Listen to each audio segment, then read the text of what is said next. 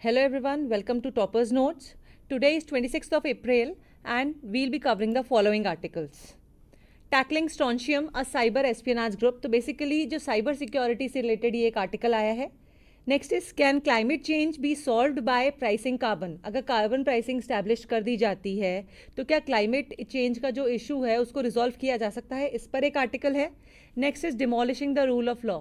तो बेसिकली जो इंक्रोचमेंट के अगेंस्ट डिमोलिशिंग हुई है इन दिल्ली, तो उसके ऊपर एक आर्टिकल है कि ये किस हद तक ये लीगल है या गवर्नमेंट कॉन्स्टिट्यूशन प्रोविजंस के अकॉर्डिंग है, वो सब चीज़ें इसके अंदर डिस्कस की गई है. Next is settling India's covid mortality data. तो इंडिया का जो कोविड-19 मोर्टैलिटी डेटा है वो WHO के अकॉर्डिंग जो स्टैटिस्टिक्स मिले हैं, इंडिया उसका अपोजिशन कर रहा है, उसके बारे में कॉन्फ्लिक्ट है, तो उसके बारे में एक आर्टिकल है. Next is channels warned on false reporting of conflict. तो बेसिकली जो मीडिया चैनल्स हैं उनको वार्निंग मिली है इंफॉर्मेशन एंड ब्रॉडकास्ट मिनिस्ट्री द्वारा, अगर वो किसी कॉन्फ्लिक्ट, चाहे वो यूक्रेन रशिया कॉन्फ्लिक्ट हो, चाहे वो इंडिया का कोई कॉन्फ्लिक्ट हो, तो उस पर फॉल्स रिपोर्टिंग करने के अगेंस्ट वार्निंग मिली है to the media channels. Next, GST council for hiking rates of 143 items ask states for review. तो बेसिकली GST जो काउंसिल है वो 143 आइटम्स की रेट्स को बढ़ाने का डिसीजन ले रहा है, तो उसके अकॉर्डिंग उसने पूछा है स्टेट से कि आपके व्यूज़ क्या हैं. Next is misuse of rape laws. तो जो बेसिकली रेप लॉज होते हैं इंडिया में, they are very female oriented, तो कि उनका मिसयूज़ हो रहा है, कितने हद तक हो रहा है, क्या इश्यूज़ हैं, क्या प्रोविजंस हैं इन इश्यूज़ को एड्रेस करने के लिए. तो बेसिकली इस सब के बारे में ये आर्टिकल है. Next, explosion in the batteries of electric two wheelers. तो बेसिकली अभी बहुत ज़्यादा न्यूज़ में चल रहा है कि जो टू व्हीलर की इलेक्ट्रिक व्हीकल्स होते हैं उनकी बैटरीज में एक्सप्लोजन्स हो रहे हैं, जिसकी वजह से वो पूरा व्हीकल फायर कैच कर लेता है. इसकी वजह से कई कैजुअलिटीज़ भी हुई है इंडिया के अलग अलग पार्ट्स में, तो उसके बारे में एक आर्टिकल है कि ऐसा क्यों हो रहा है, क्या रीज़न है, उस सब चीज़ों के बारे में. So let's get started. So this news is regarding Strontium. ये रशिया का एक साइबर स्पियोनेज वाला ग्रुप है. इसके बारे में जानेंगे आगे, पर ये इम्पॉर्टेंट है GS3 के पॉइंट ऑफ व्यू से. सब सेक्शंस आएंगे awareness regarding science and tech and also nano technology and other developments. So Microsoft ने ये क्लेम किया है कि ये जो रशियन नेशन की जो हैकिंग ग्रुप है स्ट्रॉन्टियम, इनका एक अटैक इन्होंने डिस्टर्ब कर दिया है. ये जो ग्रुप है स्ट्रॉन्टियम, ये मोस्टली यूक्रेनियन फर्म्स को टारगेट करती है, मीडिया ऑर्गेनाइजेशंस को, गवर्नमेंट बॉडीज़ को, और जो कोई थिंक टैंक्स हैं US एंड EU के, इनको मोस्टली ये टारगेट करती है. जो स्ट्रॉन्टियम के जो अदर नाम हैं वो हैं फैंसी बियर, सार्टिम, पॉनस्टॉम, सोफेसी, सेडनिट और एडवांस परसिस्टेंट थ्रेट 28 यानी कि FAT28 ग्रुप. ये हाईली एक्टिव है और काफ़ी ज़्यादा प्रोलिफिक यानी कि बहुत ज़्यादा फैसिलिटेटेड एक ग्रुप है, जिनको शायद फंडिंग की कोई कमी नहीं है. ये मोस्ट एक्टिव FAT ग्रुप है जो कि mid-20s से एक्टिव है, यानी कि आज से लगभग 15-17 साल पहले से ही एक्टिव है, जो इसको world's oldest cyber spy group बनाती है. इनके पास हाईली सोफिस्टिकेटेड टूल्स हैं जो कि स्पाई ऑपरेशन में काम करते हैं, और ये अपने टारगेट्स बनाते आ रहे हैं काफ़ी लंबे समय से. US, यूरोप, सेंट्रल एशिया और वेस्ट एशिया के कई इंस्टीट्यूशंस को, इवन कई बार तो गवर्नमेंट अथॉरिटीज़ को भी. कई बार ये भी कहा जाता है कि ये सीधे रशियन आर्म्ड फोर्सेस से कनेक्टेड हैं, जिससे इनको प्रॉपर इंटेलिजेंस विंग की तरह भी देखा जाता है. ये GRU जो है ये फॉर्मर रशियन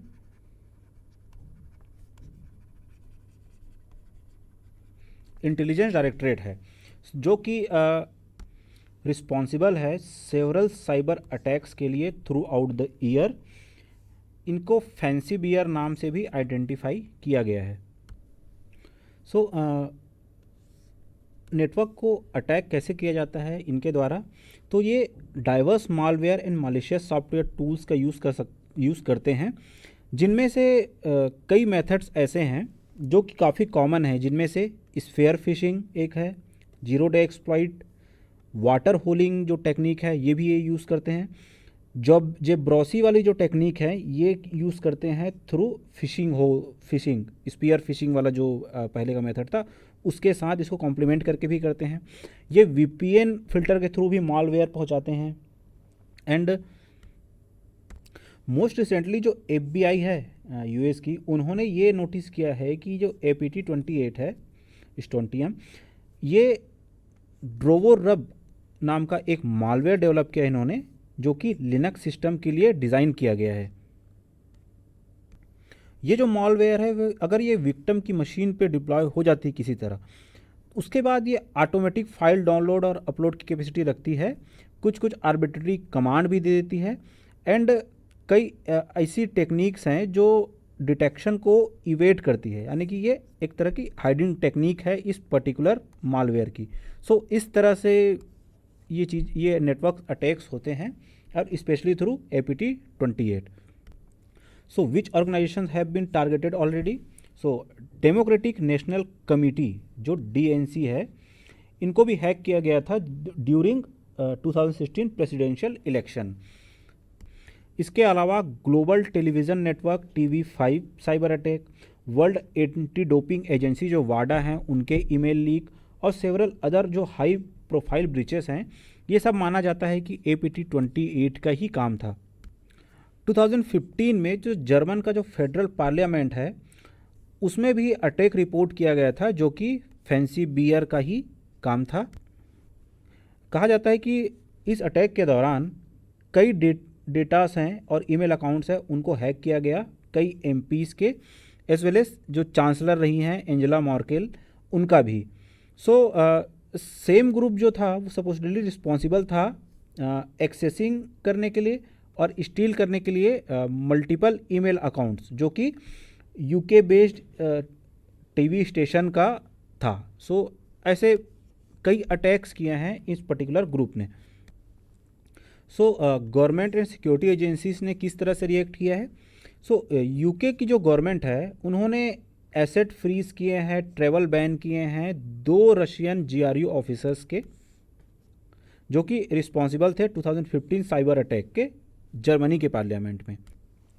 इसके अलावा एक टेक्निकल एडवाइजरी भी जारी किया गया है, जिसके तहत जो मालिशियस टूल्स यूज़ किए जाते हैं बाई APT28, उसका प्लेटफॉर्म नेटवर्क, उसके अलावा उसके मिटिगेशन गाइडलाइंस और प्रोटेक्ट करना पर्टिकुलर पर्सन या ग्रुप को फ्रॉम दिस ग्रुप्स एक्टिविटी, ये सारे मेजर्स अलग अलग गवर्नमेंट और सिक्योरिटी एजेंसीज के द्वारा लिए गए हैं। सो this is it in this news.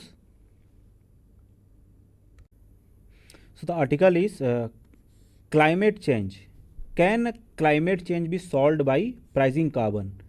It means अगर कार्बन प्राइसिंग की पॉलिसी को प्रॉपर लीगली बाइंडिंग कर दिया जाता है तो क्या ये क्लाइमेट चेंज वाली प्रॉब्लम सॉल्व हो सकती है या नहीं हो सकती है, इसके बारे में देखेंगे।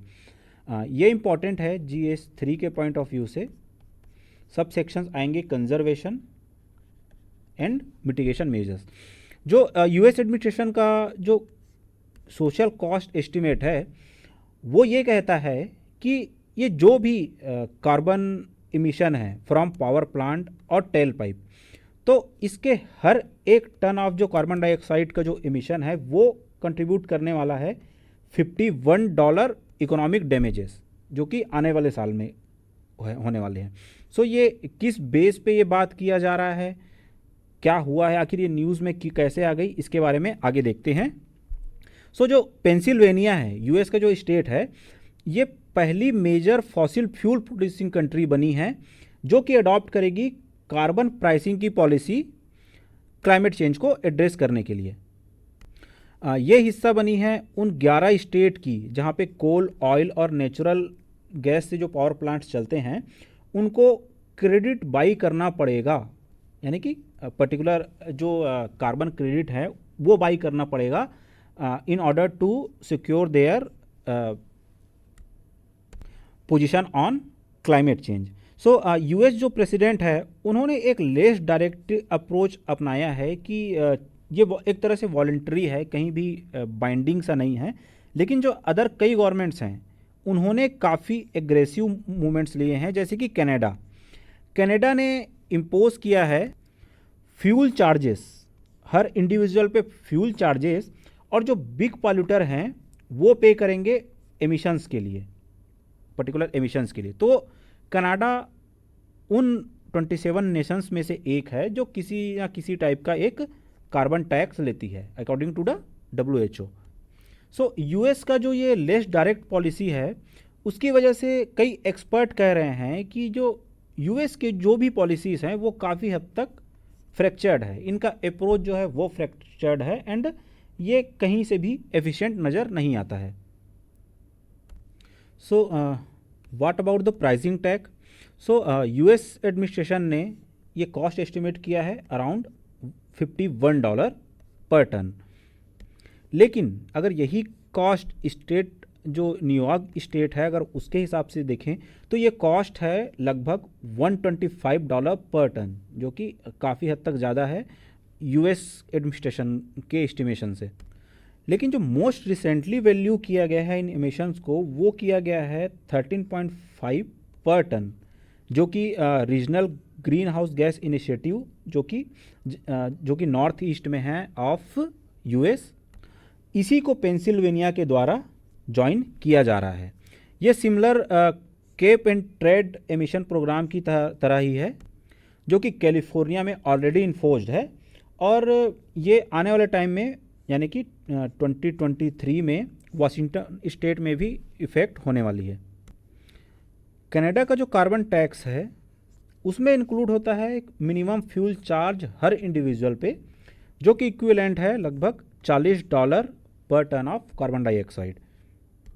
सो इस तरह की इनिशिएटिव्स काफ़ी हद तक अच्छी है, जो कि in future climate change and इसके जो मेजर्स लिए जा रहे हैं उसको काफ़ी हद तक प्रमोट करेंगे in various other countries. So why ये डिफरेंसेस क्यों हैं आखिर? सो ये डिफरेंसेस आखिर है क्यों? न्यूयॉर्क में देखें तो वो 130 या $125 के आसपास है, यूएस अथॉरिटीज़ बोल रही है $51, लेकिन वो जो एक और ग्रुप है वो बोल रही है 13.5। तो ये आखिर इतनी इरेगुलरिटीज़ क्यों है इस प्राइसिंग में? सो ये काफ़ी हद तक अभी इनिशियल फेज़ में है, और ये कार्बन प्राइसिंग रिफ्लेक्ट करती है कि कंपनीज आखिर कितना पे करना चाह रहे हैं आज के टाइम पे for their emissions as an emission credit. क्योंकि कई कंपनीज हैं जो शायद ये चीज़ें पे ना कर पाएँ या कुछ अपने डॉर्मेंट या स्टार्टिंग फेज़ पे है। सो इस तरह की प्राइसिंग होना काफ़ी आम बात है। लेकिन कई स्टडीज़ या कई इकोनॉमिस्ट जो भी हैं उनके तरफ से भी कई स्टेटमेंट्स आए हैं, जैसे कि 2 फिगर वुड लाइन अप, यानी कि जो 2 फिगर्स हैं ये जो हैं वो एक तरह का एग्रीमेंट होगा क्लाइमेट चेंज डैमेजेस के लिए, और इस तरह की जो पॉलिसीज़ आती हैं by various governments to address the climate change. So is any of this working? क्या ये काम करता भी है? तो जो नॉर्थ स्टेट जो हैं ऑफ यूएस वो 24% हायर होती अगर ये कार्बन प्राइसिंग का जो मैकेनिज़्म है या कंसोर्टियम है वो अगर ना होता तो। और इस तरह का जो कार्बन ऑक्शंस होते हैं वो लगभग $5 बिलियन के आसपास के अमाउंट को गवर्नमेंट के अंडर लाती है, जो कि हाउस होल्ड एनर्जी रिड्यूस करने में काम आती है और रिन्यूएबल एनर्जी को प्रमोट करने के लिए कई इनिशिएटिव लेने के भी काम आती है।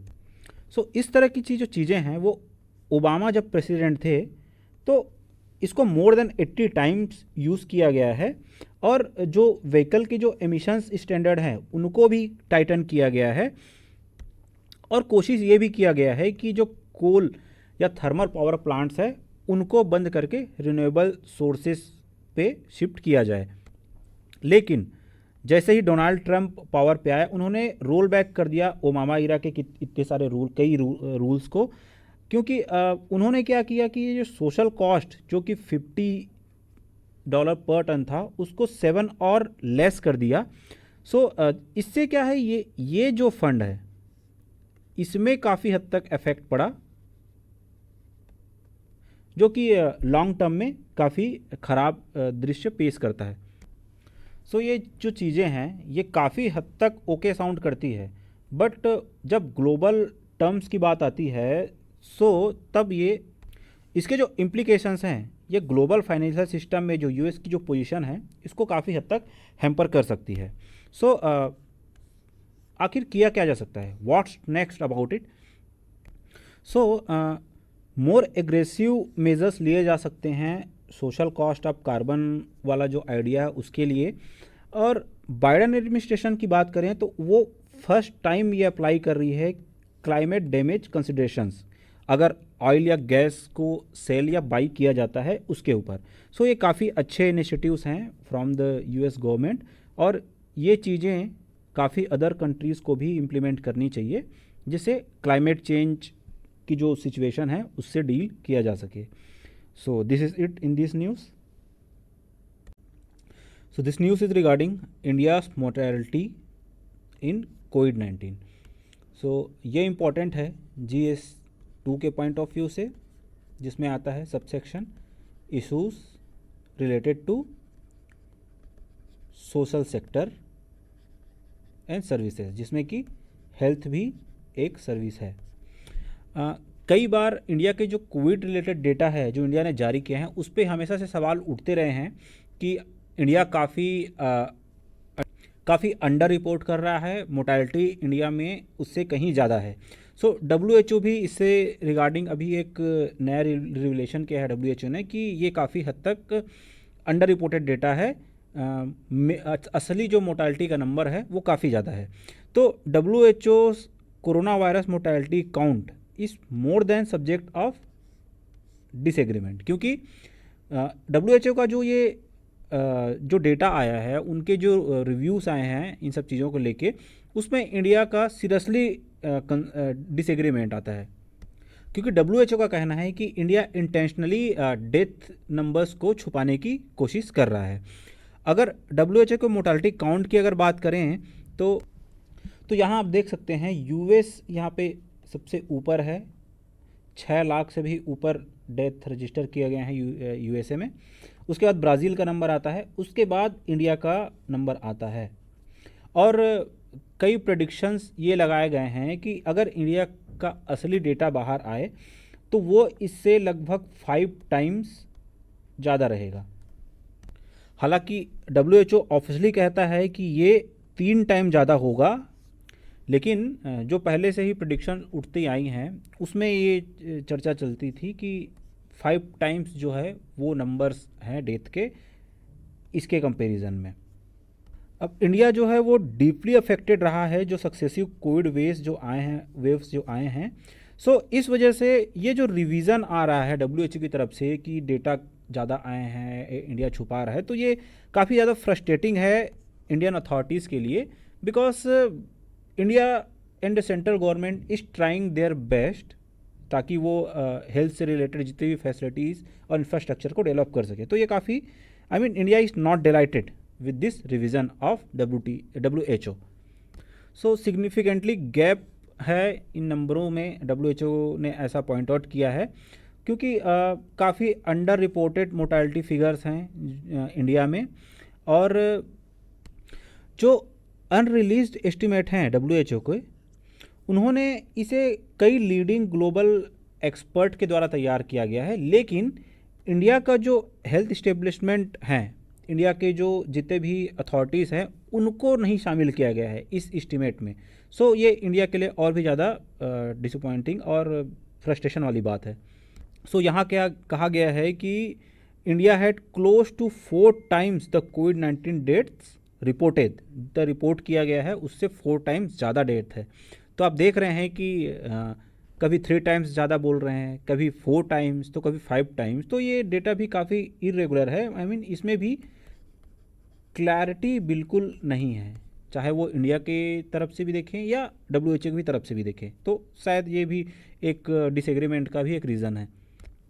इससे पहले भी ये हुआ है कि जैसे अनकाउंटेड डेथ जो हुए हैं इंडिया में, यानी कि जो डेथ कोविड-19 के इम्पैक्ट से हुआ है और जो कि गवर्नमेंट के नोटिस में आया नहीं है, तो इसको भी कैलकुलेट ऐड किया है WHO ने अभी के अपने रिवाइज एस्टिमेट में। सो जो चीज़ें हैं जो इंडिया के डिसएग्रीमेंट के अगेंस्ट हैं, उनमें से ये है कि इंडिया का जो कोविड रिस्पांस है वो हमेशा से डिले और डिनायल में चलता रहा है कि कई चीज़ें ऐसी हुई हैं कोविड के दौरान जिस पे गवर्नमेंट चाहती तो और बेटर नॉर्म्स ले सकती थी और बेटर स्टेप्स लिया जा सकता था। जैसे इंडिया का कोविड नंबर बढ़ रहा था, लेकिन जो डिपार्टमेंट या अथॉरिटीज़ हैं वो एक मानने को तैयार ही नहीं थी कि यहाँ कम्युनिटी ट्रांसमिशन शुरू हो चुका है, जबकि वो पहले ही हो चुका था और जिसकी वजह से जो कोविड नंबर्स थे वो अचानक ही बहुत ज़्यादा बढ़ गए थे। सो इसमें महीने लगे और कुछ लाख जो केसेस आए, उसके बाद अथॉरिटीज़ ने माना, गवर्नमेंट अथॉरिटीज़ ने इंडिया की कि यहाँ कम्युनिटी जो स्प्रेड है वो शुरू हो चुका है। सो इस तरह का जो डिनायल था वो अल्टीमेटली इंडिया के विपक्ष में गया, जिसकी वजह से WHO ये क्लेम कर रही है।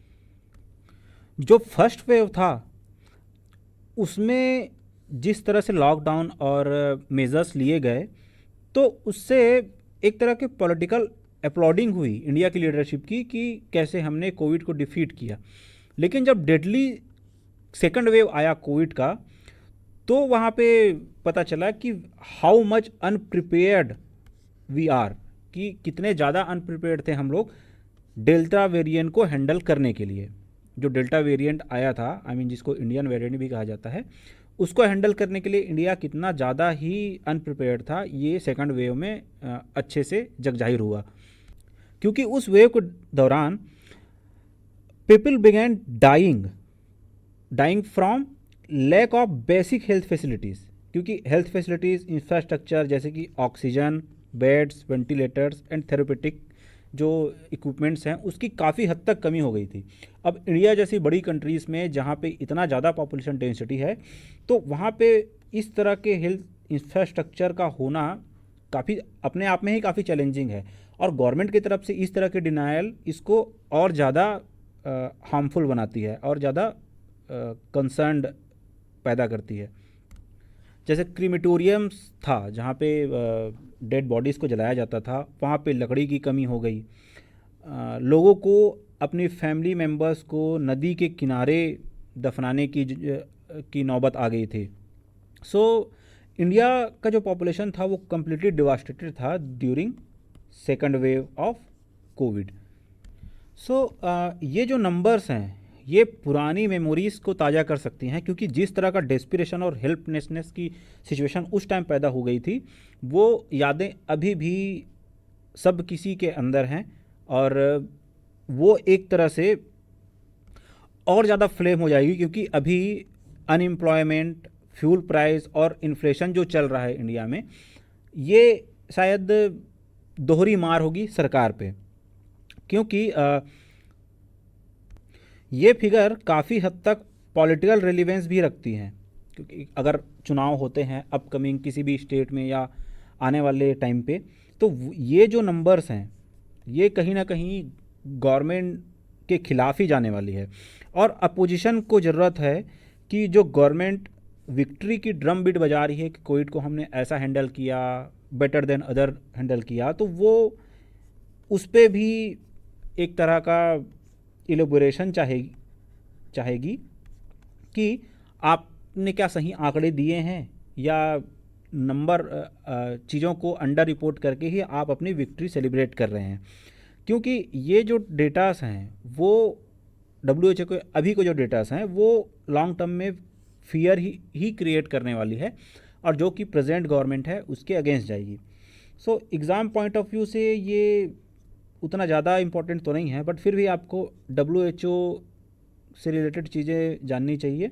एंड कोविड-19 और डेल्टा वेरिएंट की जो नंबरिंग होती है, जैसे B.1.1.117 इस टाइप के जो वेरिएंट होते हैं, इसके बारे में थोड़ी अवेयरनेस होनी चाहिए। So this is it in this article. So this news is regarding demolishing the rule of law. ये एडिटोरियल है फ्रॉम द हिंदू ये इम्पॉर्टेंट है GS2 के पॉइंट ऑफ व्यू से।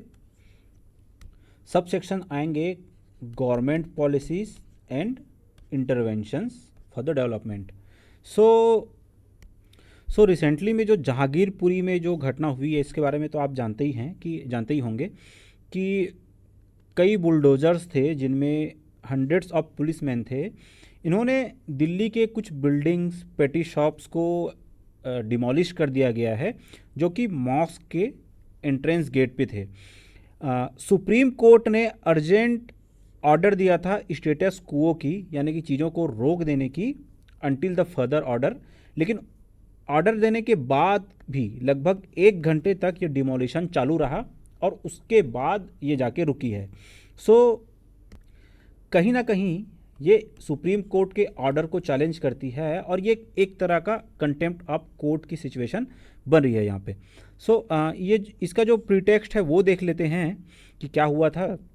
तो जो कम्युनल वायलेंस है वो 16 अप्रैल को ही इस एरिया में शुरू हो गया था। अब वो कैसे हुआ था कि जो एक हनुमान जयंती की शोभा यात्रा थी, जो कि पुलिस परमिशन के बिना किसी परमिशन के ये यात्रा को चलाया जा रहा था। ये इनमें क्लैश होते हैं जो मुस्लिम थे मॉस्क के, उनके साथ ये हनुमान जयंती शोभा यात्रा के जो लोग थे इनका आपस में क्लैश हो गया। अब ये पैरेलली हुआ कुछ और इंसिडेंट्स के, जैसे कि खारगोन मध्य प्रदेश में भी कुछ ऐसे इंसिडेंट हुए थे। खंभात जो है गुजरात में, वहाँ भी इस तरह के वायलेंस की घटनाएं सामने आई थी। तो ये काफ़ी हद तक और ज़्यादा प्रोवोकेटिव टाइप का था पूरे देश के लिए। एक तरह का ये काफ़ी ज़्यादा बड़ा न्यूज़ बन गया। जो इसमें स्टेट का एक्शन था, स्टेट और लोकल अथॉरिटी का एक्शन था कि उन्होंने कई शॉप्स और कई घर को बुलडोज कर दिया, यानी कि डिमोलिश कर दिया, इलीगल इंक्रोचमेंट बोल के। तो ये एक तरह का मेजर लीगल कंसर्न है, क्योंकि चाहे कोई भी कंस्ट्रक्शन हो, लीगल हो या इलीगल हो, आप प्रीवियस नोटिस के बिना इन चीज़ों को डिमोलिश नहीं कर सकते हैं, और इस केस में ऐसा कुछ नहीं हुआ। ये जो एक्ट था वो एक ब्लेटेंट डिसरिस्पेक्ट है किसका, ड्यू प्रोसेस ऑफ लॉ का, और जो जुडिशियल प्रोसीडिंग्स जो इस्टेब्लिश की गई हैं उनका तो आप एक तरह से मजाक ही उड़ा रहे हैं। आखिर ये क्या मैसेज कन्वे कर रहा है कि ये कन्वेट कर रहा है कि स्टेट ब्रूट पावर का इस्तेमाल करती है कलेक्टिव पनिशमेंट के लिए, कि वो किसी भी तरह के लॉ को फॉलो नहीं कर रही है, और जो प्रोसीडिंग्स हैं इससे पहले के होते हैं, ड्यू प्रोसेस जो होता है उसकी भी रिस्पेक्ट नहीं कर रही है when it comes to punishing collectively. ये काफ़ी हद तक चिंताजनक है पूरे देश के लिए। ये जो इलीगल इंक्रोचमेंट होता है, आखिर इस पे बात कर लेते हैं कि किसी भी स्टेट में या किसी भी place through out the country, अगर आपके पास वैलिड डॉक्यूमेंट्स नहीं हैं आपके घर का, आपके शॉप का, या किसी भी और चीज़ इस्टेब्लिशमेंट का जहाँ पे जिसको आप यूटिलाइज़ कर रहे हैं या यूज़ कर रहे हैं, तो वो इलीगल इंक्रोचमेंट के कैटेगरी में आता है। लेकिन इस तरह का डिमोलिशन जो इलीगल इंक्रोचमेंट के नाम पे किया जा रहा है, वो जस्ट एक लीगल स्मोक स्क्रीन पैदा किया जा रहा है इस तरह की एक्टिविटीज़ के लिए, क्योंकि इलीगल इंक्रोचमेंट को हटाने के लिए भी प्रॉपर प्रोसीडिंग्स होती है जो यहाँ पे फॉलो नहीं किया गया है। क्योंकि अगर दिल्ली इकोनॉमिक सर्वे 2008 और 9 की अगर बात करें तो सिर्फ 24% जो सिटी है वो ही प्लान्ड कॉलोनीज़ में रहती है, और उसके अलावा जितने भी हैं बाकी वो इनफॉर्मल या अनप्लान्ड वे में रहती हैं जहाँ पे इस तरह का डिमोलेशन हुआ है। तो ये अथॉरिटीज़ के लिए काफ़ी ज़्यादा प्रॉब्लमेटिक होने वाला है, because supreme court is watching everything, right. यहाँ पे आप देख रहे हैं irrespective of legal status of settlement, और तो no public authority can demolish building without giving effect parties a chance to be heard, यानी कि सबकी आवाज़ यहाँ पे सुनी जाती है, और ऐसा कुछ यहाँ पे हुआ नहीं है। Delhi municipal corporation of act 1957 या फिर दिल्ली डेवलपमेंट एक्ट 1957, ये किसी भी को अलाउ नहीं करती इन दिस एक्ट कि वो एक परमानेंट बिल्डिंग को बिना किसी एडवांस नोटिस के डिमोलिश करे। So draft master plan of Delhi 2041 है, वो क्या कहती है? इस ड्राफ्ट में कहा गया है कि इस तरह की जो अनप्लान्ड एरियाज रहते हैं वो high density, mix use hub और अफोर्डेबल ऑप्शन प्रोवाइड करती है micro, small and medium enterprises के लिए। सो ये भी काफ़ी हद तक इम्पॉर्टेंट होता है किसी भी अर्बन सेटलमेंट के लिए, क्योंकि 1970s से इस तरह के कई रेगुलराइजेशन की कोशिश किया जा चुका है अनऑथराइज्ड जो कॉलोनीज होती है उनके लिए। लेकिन ये बात स्टेट को समझनी चाहिए कि इस तरह का इनफॉर्मलाइजेशन एक डेवलपिंग कंट्री में ये होता ही होता है, क्योंकि आप हर चीज़ को फॉर्मलाइज नहीं कर सकते, because her cheese accounting section जो है गवर्नमेंट का वहाँ पे नहीं आ सकती। सो इसके लिए कोई लीगल प्रोटेक्शन है तो उसके लिए देख लेते हैं कि ये बियॉन्ड जाता है प्रिंसिपल ऑफ नेचुरल जस्टिस के, जो ये कहता है कि रेसिडेंट्स के जो राइट हैं इस तरह के एविक्शंस से वो उनको मिलने ही चाहिए, रेदर देन वो सेटलमेंट इलीगल ही क्यों ना हो। Ajay Maken versus union of India जो 2019 में जो केस हुआ था उसके बारे में अगर बात करें तो दिल्ली हाई कोर्ट ने कहा था कि no authority shall carry out eviction without conducting a survey, यानी कि किसी सर्वे के बिना, किसी सर्वे लिए बिना, वहाँ के लोगों का ओपिनियन जाने बिना आप इस तरह का एविक्शन का काम नहीं कर सकते हैं।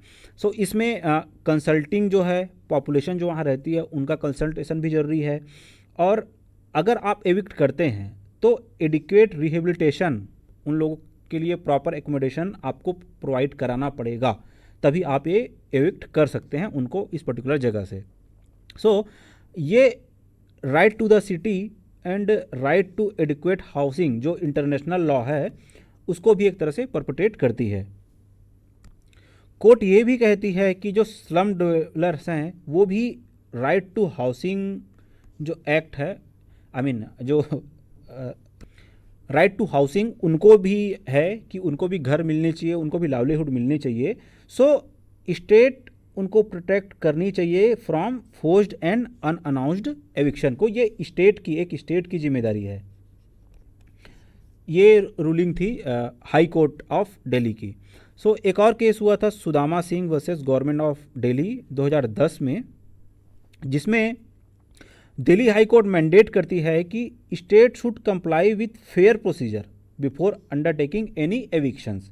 सो इसमें भी कोर्ट इटरेट करती है कि एक प्रॉपर प्रोसीडिंग और वो भी फेयर तरीके से होना बहुत ज़रूरी है, और ये फर्दर क्रिस्टलाइज करती है कि दिल्ली स्लम और रिहेबिलिटेशन जो है और जो रिलोकेशन जो पॉलिसी है उसके अंदर भी सिमिलर नॉर्म्स हैं कि प्रॉपर फेयर वे में प्रोसीजर होनी चाहिए और आपको एडिक्वेट रिहेबिलिटेशन देना पड़ेगा। सो एक साउथ अफ्रीका का जजमेंट है, वहाँ से इंस्पिरेशन लिया गया, जिसमें 51 olive road Berea township versus city of Johannesburg का एक केस था, जिसमें वहाँ की सुप्रीम कोर्ट का फैसला आया कि जो पब्लिक अथॉरिटीज़ है, जो ऑफिसर्स हैं जो अथॉरिटी में हैं, वो मीनिंगफुली इंगेज करें और गुड फेथ में इंगेज करें जो लोग अफेक्ट हुए हैं उनसे। सो ये कोर्ट ने फैसिलिटेट भी किया था एक agreement that ensured affordable and safe accommodation for the occupiers, यानी कि जिनको हटाया भी जाता है उनको अफोर्डेबल और सेफ अकोमोडेशन की सुविधा मिलनी चाहिए। सो एक टर्म है बुलडोजर स्टेट। कभी कभी यूपीएससी सीधे सीधे इस पे क्वेश्चन पूछ लेती है, तो इसको ध्यान रखिएगा। सो ये डिमोलिशन ऑफ होम और शॉप्स जो हुआ है, जिसमें ये कहा गया है कि जो कल्प्रिट्स थे कम्युनल वायलेंस के, तो उनको पनिश करने के लिए किया गया है। ये एक तरह का स्टेट का एक तरह का एटीट्यूड दिखाता है वेंजफुल मेजोरिटेरियन जस्टिस दिखाने का, कि जो कल्प्रिट्स रहे हैं उनको उन्हीं के तरीके से समझाने कि जैसा एक मैसेज यहाँ पे स्प्रेड किया जा रहा है, जो कि एक स्टेट को शोभा नहीं देता है। क्योंकि लगभग मेजॉरिटी ऑफ डेमोक्रेसीज जो है उनके कानून में ही ये है कि किसी भी प्यूनिटी एक्शन से पहले हर एक्यूज्ड को एक फेयर ट्रायल मिलना चाहिए, जहाँ पे बोथ पार्टीज़ जो है वो एविडेंस प्रस्तुत करेगी इन फ्रंट ऑफ कोर्ट, और इस तरीके से एक जस्टिस सिस्टम को सर्व किया जाएगा। जो नया रूल है बुलडोजर स्टेट का, इसमें यह है कि अगर चार्जेस फ्रेम हुए भी नहीं हैं तो भी एग्जीक्यूटिव्स जो हैं वो आर्बिट्रेरली इम्पोज कर सकते हैं collective punishment upon whole neighbourhood, यानी कि पूरे एक ग्रुप ऑफ पीपल हैं उन पे आर्बिट्रेरली इस तरह के कलेक्टिव पनिशमेंट लिया जा सकता है new bulldozer rule of state के अंदर। ये काफ़ी हद तक अपने आप में ही कॉन्फ्लिक्टिंग है, क्योंकि अब बुलडोजर जो है वो इटसेल्फ में एक सिंबल बन चुका है brute force of the state का। इस तरह की जो एक्टिविटीज़ हैं फ्रॉम एनी स्टेट, वो कहीं भी किसी भी वे में सेक्युलरिज्म जो है उसके लिए अच्छा नहीं है, और ये डेमोक्रेटिक मीन्स ऑफ ट्रीटमेंट भी नहीं है। एग्ज़ाम पॉइंट ऑफ व्यू से आपके लिए यहाँ पे क्या इंपॉर्टेंट हो सकता है कि इलीगल इंक्रोचमेंट क्या होता है, इसके बारे में आपको जानना चाहिए। अगर कहीं पे डेफिनेशन मिल जाए तो ऑफ कोर्स बहुत अच्छी बात है। Draft master plan of Delhi जो 2041 है, इसके बारे में थोड़ा सा देख लीजिएगा। Ajay Menon versus union of India का जो केस है, and Sudama Singh versus government of Delhi. ये चीज़ें हैं वो आपके एग्जाम पॉइंट ऑफ व्यू से इंपॉर्टेंट है। This is it in this article. This news is regarding GST council hiking rates of 143 items, यानी कि GST के अंदर जो 143 आइटम आते हैं उनके रेट में या उनके स्लैब को ही बढ़ाया जाएगा। यह आएगा GS3 में। सब सेक्शन आएंगे Indian economy and issues related to mobilisation of resources. GST council ने ये डिसीजन लिया है, जो कि गवर्निंग बॉडी है GST के टैक्स रिजीम की, यानी कि इनडायरेक्ट टैक्स रिजीम जो है GST की, उसके अंदर। GST और ये जो टैक्स स्लैब है उसके बारे में जान लेते हैं। GST जो इम्पोज किया जाता है वो सप्लाई ऑफ गुड्स और सर्विसेज पे किया जाता है, जो कि पहले क्या था, पहले इम्पोज किया जाता था ये मैन्युफैक्चरर पे, सेल पे, या फिर प्रोविज़न ऑफ गुड्स और सर्विसेज पे, लेकिन अब सप्लाई ऑफ गुड पे किया जाता है। ये एक डेस्टिनेशन बेस्ड कंजम्पशन टैक्सेशन है, जो कि ओरिजिन बेस्ड टैक्सिंग के बिल्कुल अपोजिट है। यहाँ पे आप GST का स्ट्रक्चर देख सकते हैं कि जैसे इसेंशियल कमोडिटीज़ है, जिसमें मोस्टली एग्रीकल्चरल प्रोडक्ट्स जो आते हैं उनको 0% में रखा जाता है, और जो आइटम्स ऑफ मास कंजम्पशन है, यानी कि मोस्टली जो FMCG की कैटेगरीज में जो गुड्स आते हैं उनको 5% के स्लैब वाले में रखा जाता है।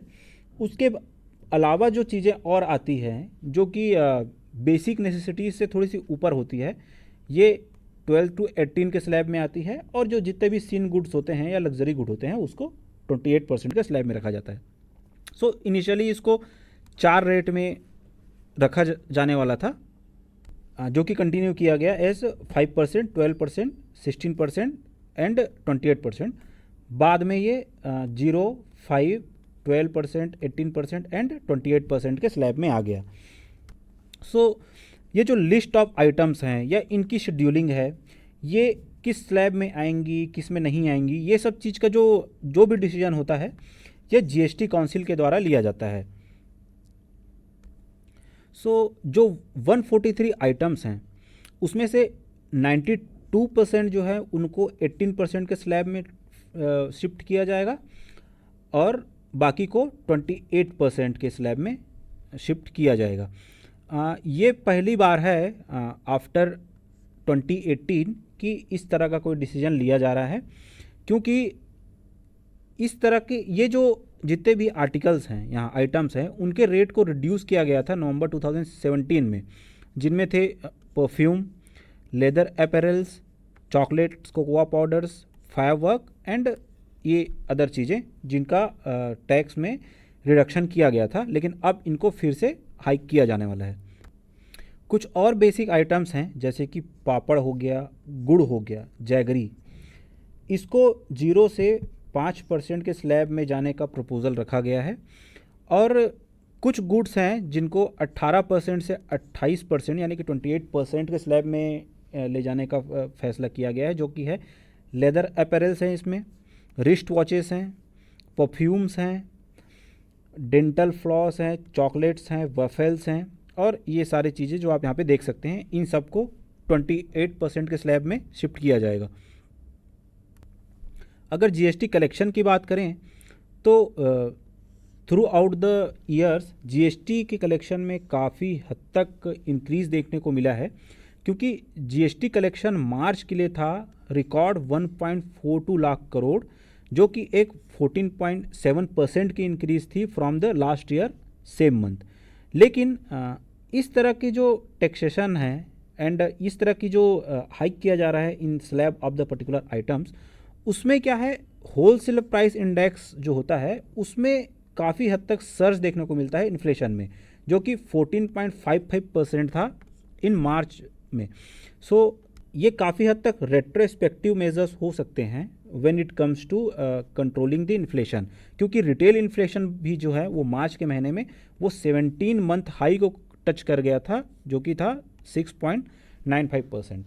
So from exam point of view क्या इंपॉर्टेंट है आपके लिए, इसमें आप जीएसटी से रिलेटेड, जैसे जीएसटी काउंसिल से रिलेटेड चीज़ें, इनके स्लैब से रिलेटेड चीज़ें, और किस तरह से इनमें स्लैब्स को डिसाइड किया जाता है, इसका एक बेसिक आइडिया आपको होना चाहिए। जीएसटी कलेक्शन से रिलेटेड डेटा थोड़े से पता होना चाहिए, जैसे इकोनॉमिक सर्वे में जो इस बार मेंशन किया गया है, एंड टैक्स स्लैब्स ऑफ जो जीएसटी है उसके बारे में आइडिया होने चाहिए। So this is it in this news. Next news is channels warned on false reporting of conflict. तो बेसिकली ये कॉन्टेक्स्ट क्या है कि जो इन्फॉर्मेशन एंड ब्रॉडकास्टिंग मिनिस्ट्री है उसने सैटरडे को जो प्राइवेट सैटेलाइट टीवी चैनल्स हैं उनके खिलाफ एक स्टर्न वार्निंग निकाली है कि उन्हें रशिया यूक्रेन कॉन्फ्लिक्ट या कोई भी इशू जिससे कि कम्युनल हेट्रेड हो सकती है या बढ़ सकती है, उसके लिए अगेंस्ट प्रोवोकेटिव हेडलाइंस या वीडियोज़ डिस्प्ले नहीं करने हैं। उसके बाद में मिनिस्ट्री ने यह भी कहा है कि जो cable television networks regulation act है उसके सेक्शन 20 के अकॉर्डिंग इन टीवी चैनल्स को फंक्शन करना चाहिए। अब केबल टेलीविज़न नेटवर्क एक्ट 1995 के बारे में डिस्कस करते हैं। तो basically it is aimed at regulating content and operation of cable networks. तो केबल टीवी नेटवर्क्स जो हैं वो किस तरीके का कंटेंट डिस्प्ले करेंगे, कैसे ऑपरेट करेंगे, ये इसके रेगुलेशन सेट करता है। उसके अलावा it also controls the haphazard mushrooming of cable television networks. तो केबल टीवी नेटवर्क्स की जो हैपहैज़र्ड मशरूमिंग होती है, बहुत सारे केबल टीवी नेटवर्क्स अगर बन जाते हैं तो उसको भी रेगुलेट करता है ये या कंट्रोल करता है। अब इसके मेजर प्रोविजंस क्या हैं इस एक्ट के, वो डिस्कस करते हैं। तो first is section 2। Section 2 of this act वो क्या बोलता है कि district magistrates, sub divisional magistrates and police commissioners are the authorised officers to ensure that the programme code is not breached. तो इसके सेक्शन 2 के अकॉर्डिंग क्या है कि जो डिस्ट्रिक्ट मजिस्ट्रेट्स होते हैं, सब डिविजनल मजिस्ट्रेट्स होते हैं और पुलिस कमिश्नर्स जो होते हैं, वो उनका काम है इंश्योर करना कि कोई प्रोग्राम कोड जो है, बेसिकली जो रूल्स हैं उनका ब्रीच तो नहीं हुआ है। Section 3, no person shall operate a cable television network unless he is registered as a cable operator under this act. तो कोई भी पर्सन जो है एक केबल टेलीविज़न नेटवर्क को ऑपरेट नहीं कर सकता है अगर वो केबल इस एक्ट के अंदर केबल ऑपरेटर की तरह रजिस्टर्ड नहीं है। Section 4A, it is obligatory for cable operators to transmit programs of any channel in an encrypted form through a digital addressable system where the center ask them to do so. तो basically जो cable operators हैं वो they are obligated to transmit any programme अगर centre ने उनको कहा है, centre ने कहा है कि ये पर्टिकुलर प्रोग्राम आप ट्रांसमिट कीजिए, तो वो जो केबल ऑपरेटर्स हैं उन्हें उसे ट्रांसमिट करना पड़ेगा। Next section is section 16। Whoever contravenes any of the provisions of this act shall be punishable. तो बेसिकली जो पीनल प्रोविजंस हैं regarding the breach of this act, breach of the rules of this act, तो वो basically इसके section 16 में दिया हुआ है। Section 19, authorised officer has the power to prohibit transmission of certain programmes in public interest. तो जो ऑथराइज्ड ऑफिसर है उसके पास ये पावर होती है कि अगर रिक्वायर्ड है किसी प्रोग्राम को बैन करना है, प्रोहिबिट करना उसके ट्रांसमिशन को, तो पब्लिक इंटरेस्ट में वो ऐसा कर सकते हैं. They are authorise to do so. Alright. Section 20, Parliament has the power to prohibit operation of cable television networks in public interest. तो बेसिकली पार्लियामेंट के पास ये पावर भी है कि वो पब्लिक इंटरेस्ट में किसी केबल टेलीविजन नेटवर्क के ऑपरेशन को ही परमानेंटली या टेम्परेरीली प्रोहिबिट कर सकते हैं. So it is very important provision. Alright. Cable television networks amendment rules 2021. तो 2021 में कुछ अमेंडमेंट रूल्स आए regarding the cable TV networks. तो उसके बारे में हम पढ़ लेते हैं. तो first rule is programme of any channel has to be in conformity with the programme code. तो जब भी सेंट्रल गवर्नमेंट को लगता है कि जो प्रोग्राम है वो प्रोग्राम कोड के अकॉर्डिंग नहीं है, या फिर जो उसका ट्रांसमिशन है that is not in accordance with the programme code, ठीक है, तो it may after giving an opportunity of hearing to the cable operator prohibit the transmission और retransmission of any such channel of the programme. तो basically क्या बोल रही है कि अगर कोई प्रोग्राम कोड को फॉलो नहीं करता है कोई भी प्रोग्राम, तो जो सेंट्रल गवर्नमेंट है वो बेसिकली इस तरह के प्रोग्राम्स का ट्रांसमिशन या रीट्रांसमिशन रोक सकती है. Next provision is advertisement of any channel has to be in conformity with the advertisement code. Where the central government is satisfied that the advertisement of any channel is not in conformity with the advertisement code, it may, after giving an opportunity of hearing to the cable operator, prohibit the transmission and retransmission of any such channel or program. तो basically जैसे ऊपर तो ये programme के respect में था कि अगर वो प्रोग्राम कोड के अकॉर्डिंग नहीं है तो उसका जो ट्रांसमिशन या रीट्रांसमिशन रोका जा सकता है. सिमिलरली अगर कोई एडवर्टीजमेंट कोड्स को फॉलो नहीं कर रहा है तो उसके ट्रांसमिशन और रीट्रांसमिशन को भी रोका जा सकता है. Alright, moving on to the next slide. 3-tier complaint redressal structure. तो बेसिकली कंप्लेंट रिड्रेसल के लिए 3-tier स्ट्रक्चर बनाया गया है. तो first level is self regulations by broadcasters. तो ब्रॉडकास्टर्स को खुद को सेल्फ रेगुलेट करना पड़ेगा अकॉर्डिंग टू द लॉ. तो ये फर्स्ट लेवल है. सेकेंड लेवल है self regulation by the self regulating bodies of the broadcasters. तो ब्रॉडकास्टर्स की जो रेगुलेटिंग बॉडीज़ हैं उनके द्वारा सेल्फ रेगुलेशन प्रैक्टिस किया जाएगा. Level 3 is oversight mechanism by the central government. फिर इनके ऊपर एक ओवरसाइट मैकेनिज्म होगा जो कि सेंट्रल गवर्नमेंट के अंदर काम करेगा. Alright, so this is the three-tier system. To ensure observance and adherence to the program code and the advertisement code, there is a 3-structure tier as under. तो basically हमने ये 3-structure tier देखा.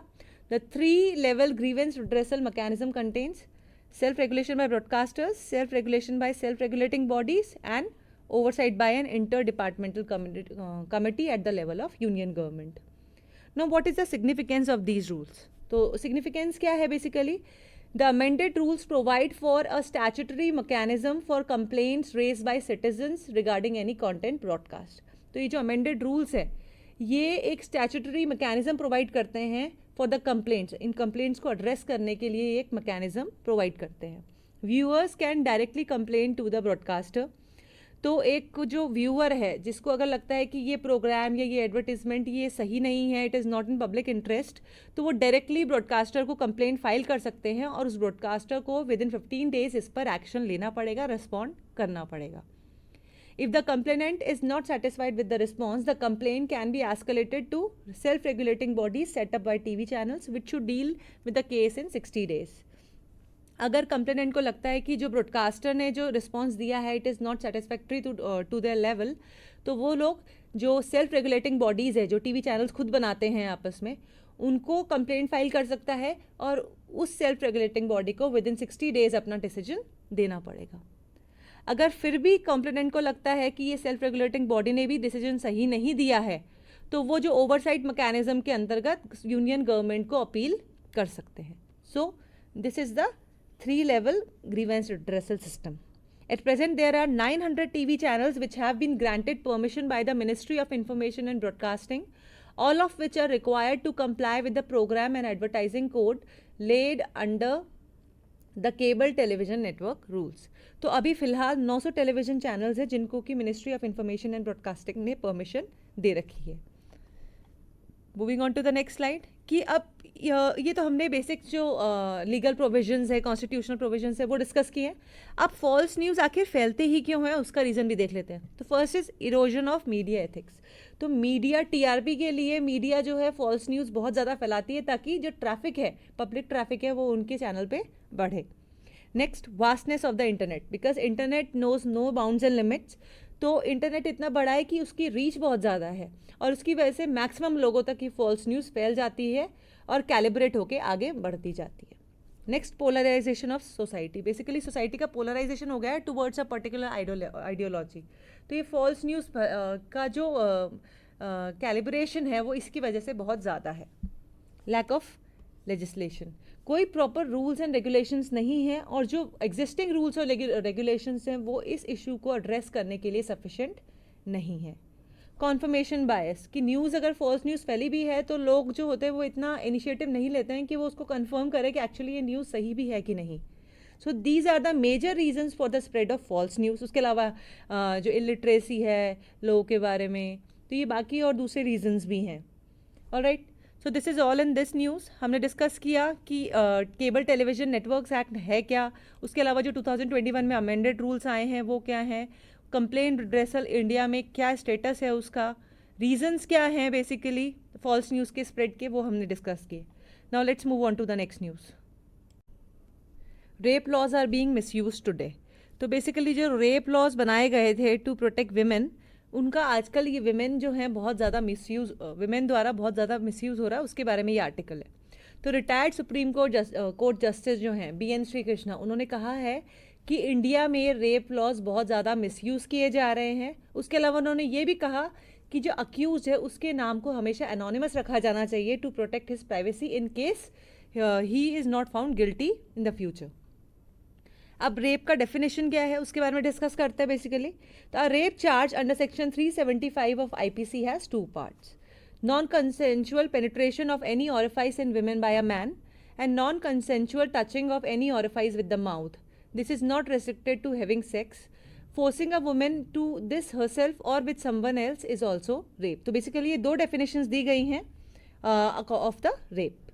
The court will decide that these acts are rape if court decide करता है कि ये जो acts हुई हैं non consensual penetration and non consensual touching, तो basically ये 2 जो acts हैं ये rape है कि नहीं है वो कोर्ट डिसाइड करेगा on the basis it happens without her consent. अगर ये जो एक्शन है without the consent of female हुआ है, she agrees only because she or someone she knows is in danger. वो अग्री करती है लेकिन इसी वजह से क्योंकि वो या फिर उसके साथ में उसका कोई अक्वेंटेंस डेंजर में है. तो next is she agrees but because she thinks the accused person is her husband. Agree करती है अगर उसे लगता है कि जो अक्यूज पर्सन है वो उसका हस्बैंड है. She agrees but she is drunk और मेंटली इल. अग्री कर रही है लेकिन अगर वो फीमेल ड्रग्ड है या फिर ड्रंक है या मेंटली इल है तो वो भी रेप चार्जेस के अंदर ही आता है. She is under 18 and she is under 18 then it does not matter if she agreed और नॉट. अगर अंडर 18 है उसकी एज तो उससे कोई फ़र्क नहीं पड़ता है कि उसने अग्री किया है कि नहीं है. It comes in the category of rape. She is in no position to indicate whether she agreed or not. For example, if she is unconscious. अगर फीमेल अनकॉन्शियस है तो वो अग्री भी नहीं कर सकती है, अग्री भी कर सकती है, नहीं भी कर सकती है, डजेंट मैटर. तो ये भी रेप की कैटेगरी में ही आता है. Consent is defined as a clear voluntary communication that the women agrees, leaving no room for debate. Consent का मतलब ये होता है कि women agree कर चुकी है towards sexual intercourse. It also makes it clear that the absence of physical injuries is immaterial for deciding consent. इसके अकॉर्डिंग ये भी क्लियर किया गया है कि अगर फिजिकल इंजरीज नहीं है तो इट इज़ इमटेरियल कि कंसेंट हुआ है कि नहीं हुआ है. सो 2019 का जो NCRB रिपोर्ट के स्टैटिस्टिक्स हैं वो डिस्कस करते हैं. तो बेसिकली जो नेशनल क्राइम रिकॉर्ड्स ब्यूरो है उसने 2017 के जो annual crime in India report है वो 2019 में इशू की थी. तो उसके अकॉर्डिंग कुछ स्टैटिस्टिक्स सामने आए थे. वो हैं कि a total of 32,559 rapes were reported in 2017. ठीक है, मध्य प्रदेश में सबसे ज़्यादा रेप केसेस फाइल किए गए थे विच वर 5562 केसेस रिपोर्टेड इन 2017. और उत्तर प्रदेश सेकेंड हाईएस्ट था दिल्ली में ये देखा गया कि जो नंबर ऑफ रेप केसेस की रिपोर्टिंग है वो बहुत ज़्यादा डिक्लाइन हुई है. 2017 में 13,076 cases were reported, which was lowest in the last 3 years. Maximum incidences of rape was by known persons. तो बेसिकली जो रेप की जो केसेस फाइल हुए उसमें देखा गया कि जो रेप का अक्यूज था that was known to the victim. Alright, 32,559 reported cases में से 93.1 अक्यूज जो थे they were known to the victims. Alright, 16,581 rape cases were reported against family, friends, employers, neighbors and other known persons. 10,553 cases. In 10,553 cases, the accused were friends, online friends, live-in partners or separated husbands of the victims. तो ये पूरा rape का data है. मध्य प्रदेश में जो 5,562 cases जो थे report किए गए थे उनमें से 97.5% cases were committed by known persons. Rajasthan में 87.5 था ये 87.9% का आंकड़ा था ये. महाराष्ट्र में 98.1 rape cases were reported against friends, associates and relatives. सबसे कम रेप का जो परसेंटेज था that was in Arunachal Pradesh, Goa, Himachal Pradesh, Manipur, Mizoram, Nagaland, Sikkim and Tripura. तो बेसिकली ये मॉडरेटली सेफर स्टेट्स हैं as compare to others. Now, what are the legal provisions and government measures against rape? तो basically क्या क्या लीगल प्रोविजंस हैं वो देख लीजिए. First is rape and murder. If the accused injures the woman so badly that either she dies or goes a vegetative state, he can be given a death sentence or imprisonment for up to 20 years. अगर accused इस तरीके से female को इंजर करता है कि वो या तो मर जाती है या फिर वेजिटेटिव स्टेट या कोमा में चली जाती है, तो उस अक्यूज को एक डेथ सेंटेंस प्रोवाइड किया जा सकता है या फिर इम्प्रिजनमेंट दिया जा सकता है for up to 20 years. Persistent vegetative state क्या होगी इसका डेफिनेशन नहीं दिया गया है, लेकिन सुप्रीम कोर्ट ने क्लैरिफाई किया है कि एक पर्सन जो जिंदा है लेकिन वो आसपास के इन्वायरमेंट से अवेयर नहीं है, लाइक कोई पर्सन कोमा में है तो that is persistent vegetative state. Gang rape से रिलेटेड क्या प्रोविजंस है? बेसिकली गैंग रेप होता क्या है कि कुछ particular number of persons more than 2, तो अगर उनके द्वारा रेप किया जाता है तो उसे गैंग रेप बोलते हैं बेसिकली. तो गैंग रेप के केस में जो अक्यूज्ड हैं, जितने भी अक्यूज्ड हैं, each accused will be punished under section 376D of IPC. इसमें क्या हो सकता है? इसके प्रोविजंस ये हैं कि the person can be imprisoned for 20 years and life imprisonment. तो बेसिकली 20 साल से कम का इम्प्रिजनमेंट नहीं मिलता, उससे ज़्यादा का ही मिलेगा, और इसके अलावा लाइफ इम्प्रिजनमेंट भी उनको मिल सकता है. रिपीटेड ऑफेंडर्स, जो आदतन ऑफेंडर्स होते हैं, उनका बेसिकली क्या है कि सेक्शन 376E ऑफ IPC वो इस इशू को एड्रेस करता है कि अगर कोई पर्सन सेकेंड टाइम रेप के लिए कन्विक्ट किया गया है या फिर उसके उस एक्शन की वजह से एक पर्सन को डेथ हो गई है या फिर वो परमानेंट वेजिटेटिव स्टेट में चला गया है, तो उस पर्सन को डेथ सेंटेंस दिया जाएगा. National database on sexual offenders, तो गवर्नमेंट ने 2018 में इसे लॉन्च किया था. इसमें बेसिकली क्या है, रेप, गैंग रेप, पॉक्सो और ईव टीजिंग के जो इश्यूज हैं उनके अगेंस्ट उन मामलों में जो अक्यूज्ड है उनकी एक एंट्री बनाई गई है, लिस्ट ऑफ एंट्रीज दी गई है. It contains the entries of cases that were reported since 2008. तो जो वो एंट्री वो 2008 से लेकर अब तक जितने भी केसेस हुए हैं तो उनकी एंट्रीज इसमें दी गई है. It is managed by NCRB, national crime records bureau द्वारा ही इसको मैनेज किया जाता है. It is accessible to only the law enforcement agencies for investigation and monitoring purposes. तो लॉ इन्फोर्समेंट एजेंसीज को एक्सेसिबल है ये किस पर्पसेस के लिए? For investigation and monitoring. Fast track courts का भी प्रोविजन इंडिया में है. In response to 2012 Delhi gang rape case, the Indian government establish the fast track courts for the speedy disposal of rape cases. जो निर्भया कांड हुआ था 2012 में, उसके रिस्पॉन्स में फास्ट ट्रैक कोर्ट्स को इस्टेब्लिश किया गया था. Drawbacks of anti rape laws in India, तो बेसिकली इंडिया में जो एंटी रेप लॉज है उनके ड्रॉबैक्स क्या हैं? तो first is growing concern over the potential abuse of anti rape laws. Indian anti rape laws only protect women from rape and sexual assault. तो basically जो India के एंटी रेप लॉज है उसमें सिर्फ विमेन के लिए प्रोविजंस हैं, they do not provide any security to men and transgender people, सबसे बड़ा इशू इसमें यही है। Limited and don't have violence and coercion at there core, तो इनका जो स्कोप है एंटी रेप लॉज का वो बहुत लिमिटेड है और वायलेंस जो है उसको ये इंक्लूड नहीं करता है। Marital rape is still legal, हालांकि डिबेट चल रही है मैरिटल रेप पे, बट अभी भी ये लीगलाइज्ड है।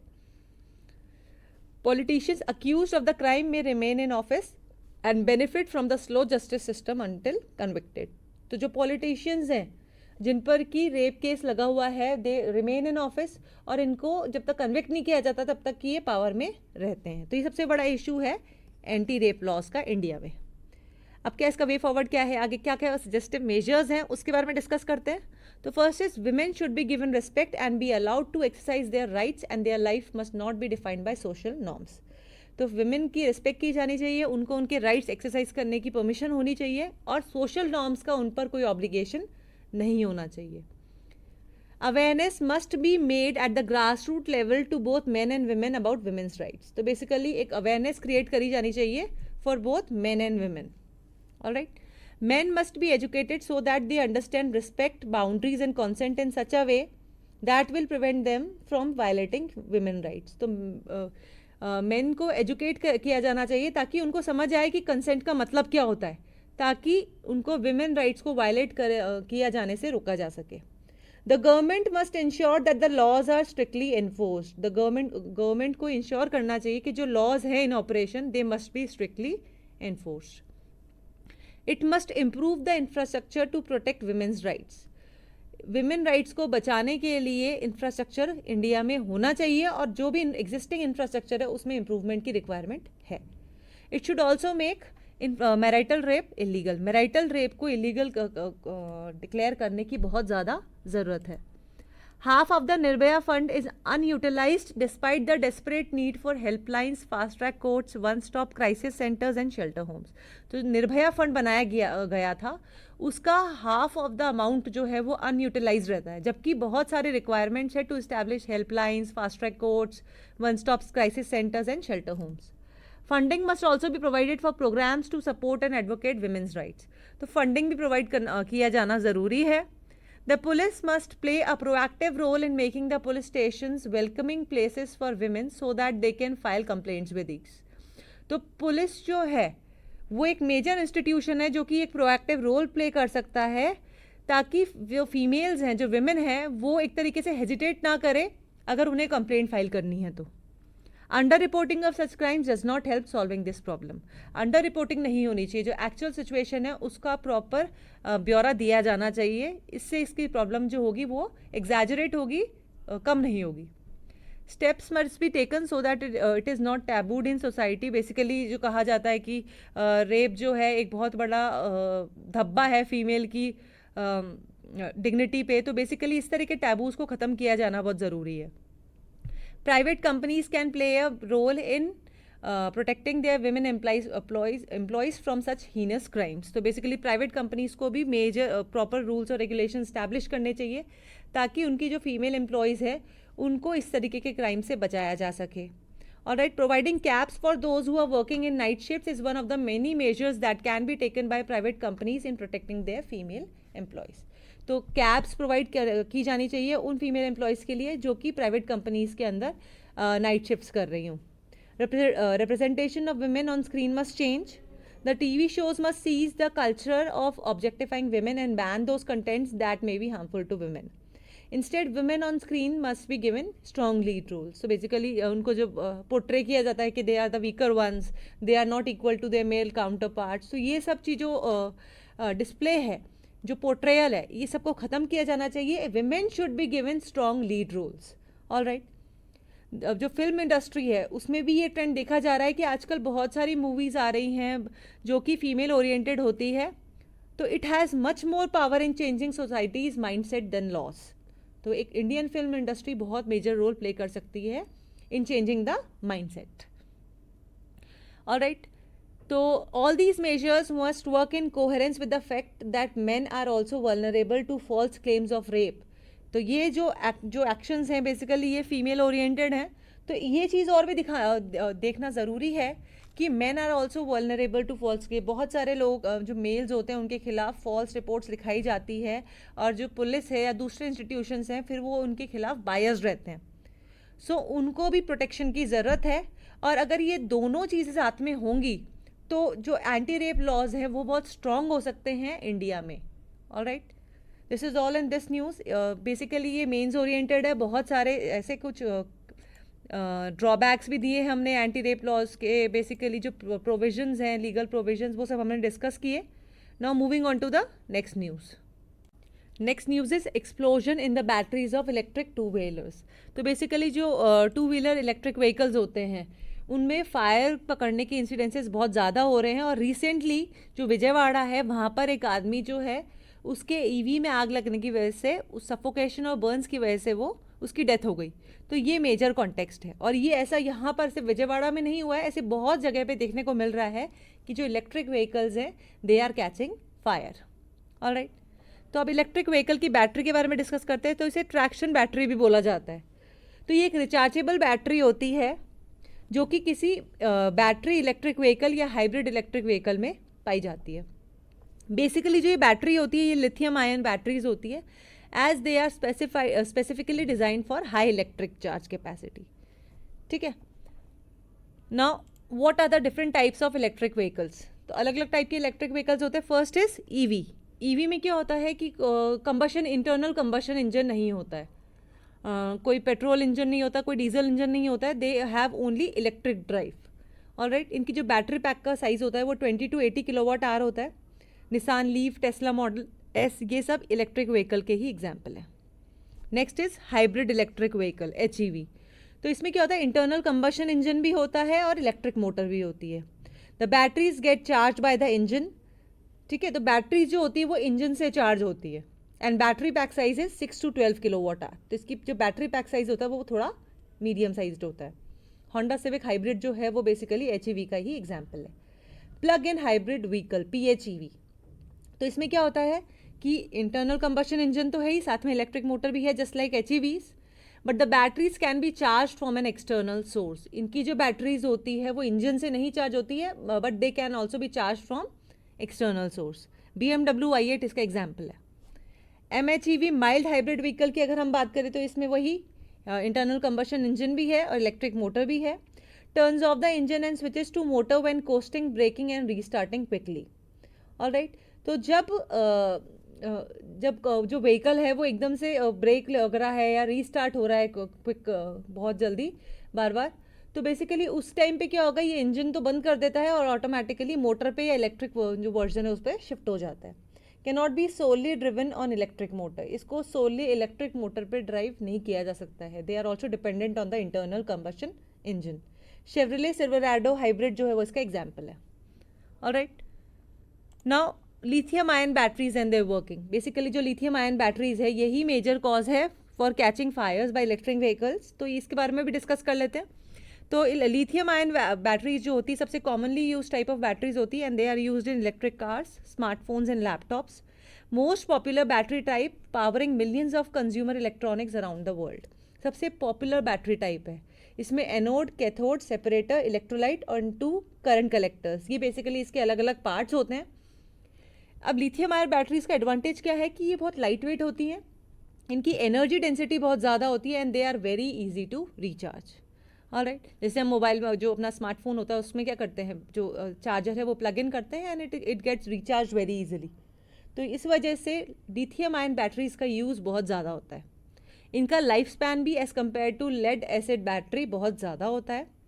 Can typically store 150 watt hour per kg as compare to a lead acid battery which stores around only 25 watt hour per kg. तो बेसिकली इसका जो स्टोरेज कैपेसिटी है, पावर स्टोरेज कैपेसिटी, वो भी बहुत ज़्यादा है as compare to lead acid battery. Alright, offers more efficiency compared to other battery types while keeping the form factor of a product relatively compact. तो basically क्या है कि ये दूसरी बैटरी टाइप्स के कंपैरिजन में इसका जो साइज़ होता है वो बहुत ज़्यादा कॉम्पैक्ट होता है, which means an electric car fitted with lithium ion batteries will have a greater driving range and smartphones will last longer through the day. Alright, However, its high energy density can also be potential reason for the batteries undoing. तो इसकी energy density बहुत ज़्यादा है, इस वजह से भी हो सकता है कि बैटरी में जो प्रॉब्लम फेस हो रही है प्रेजेंटली, तो जो फायर कैच हो रही है इलेक्ट्रिक व्हीकल्स में, तो वो भी एक रीज़न इसकी हाई एनर्जी डेंसिटी हो सकती है। ऐसा क्यों? इसमें क्या होता है कि जो सेल्स हैं वो बेसिकली कुछ कंडीशंस में, हाई टेम्परेचर के कंडीशन में या किसी और दूसरे कंडीशन में क्या होता है कि ये जो सेल्स है इसकी वो अनस्टेबल हो जाती है, जिससे इसकी फंक्शनैलिटी हैम्पर होती है।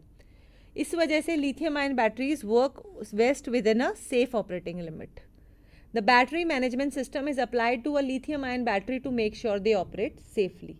तो बैटरी मैनेजमेंट सिस्टम भी अप्लाई किया जाता है to a lithium ion battery, ताकि ये मेक श्योर किया जा सके कि वो सेफली ऑपरेट कर रही हैं। अब ये बैटरी मैनेजमेंट सिस्टम एक्चुअली है क्या, उसके बारे में भी डिस्कस करते हैं।